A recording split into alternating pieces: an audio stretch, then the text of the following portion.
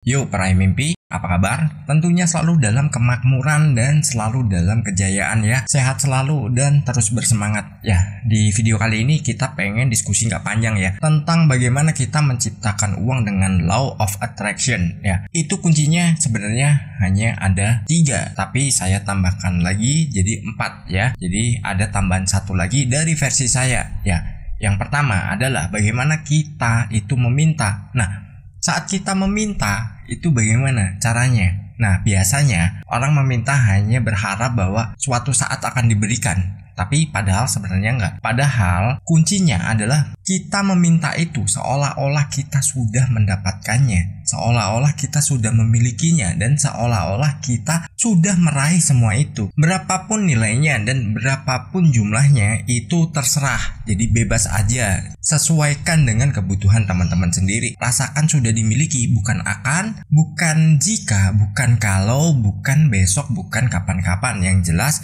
saat ini rasakan bahwa itu sudah dimiliki dan itu sudah didapatkan. Dan dengan begitu kita akan menjadi orang yang udah memiliki mental yang itu sungguh tangguh untuk memiliki yang namanya mental keuangan, mental kaya, dan mental dimana kita orang yang selalu berkelimpahan. Namun kadang di situ ada hambatan-hambatan yang timbul dari sekitar kita, tapi abaikan aja, kita fokus kepada apa yang sudah menjadi tujuan kita ya, meminta. Lalu yang kedua adalah dengan cara meyakini.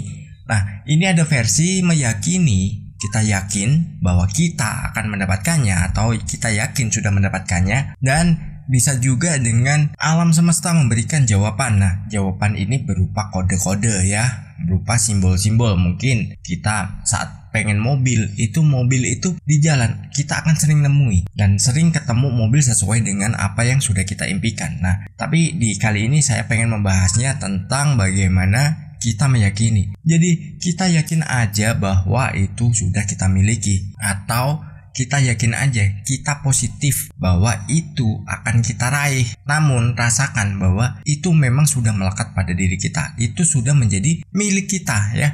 Kalau untuk kemelekatan sendiri nanti kita bahas di video yang lain ya, bagaimana cara mengatasinya biar kita nggak mengalami yang namanya kemelekatan. Namun di sini kita pengen membahas sedikit aja ya, untuk bagaimana law of attraction untuk kita menarik uang.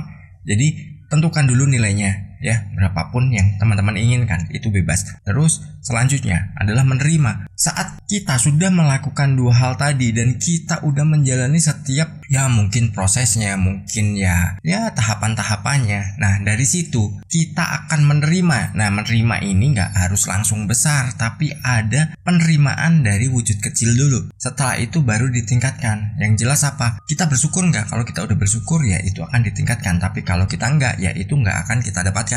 Dan perlu diingat bahwa law of attraction itu semua orang sebenarnya secara disadari atau percaya atau nggak percaya itu semua menerapkan dan semua itu menjalankannya. Kenapa? Dengan kita berpikir segala sesuatu bisa kita dapatkan, maka itu akan kita capai. Tapi kalau kita udah pesimis dulu bahwa itu semua itu adalah hal yang mustahil, ya itu akan mustahil juga untuk kita dapatkan. Lalu yang keempat adalah merawat. Kita harus selalu merawat yang namanya sesuatu yang sudah kita dapatkan. Misalkan nih, kita pengen nilai uang sebesar apapun, mau nggak mau kita harus merawatnya. Nah, merawat ini bisa kita kembangkan, bisa kita buat usaha, atau kita investasikan, itu namanya merawat. Saat kita lupa yang namanya merawat, maka semua itu hanya tinggal cerita aja, itu akan pergi sia-sia dan kita udah nggak memiliki apa-apa lagi. Poin keempat ini hanya tambahan dari saya ya. Kalau mau dijalankan silahkan, kalau enggak ya itu hak teman-teman.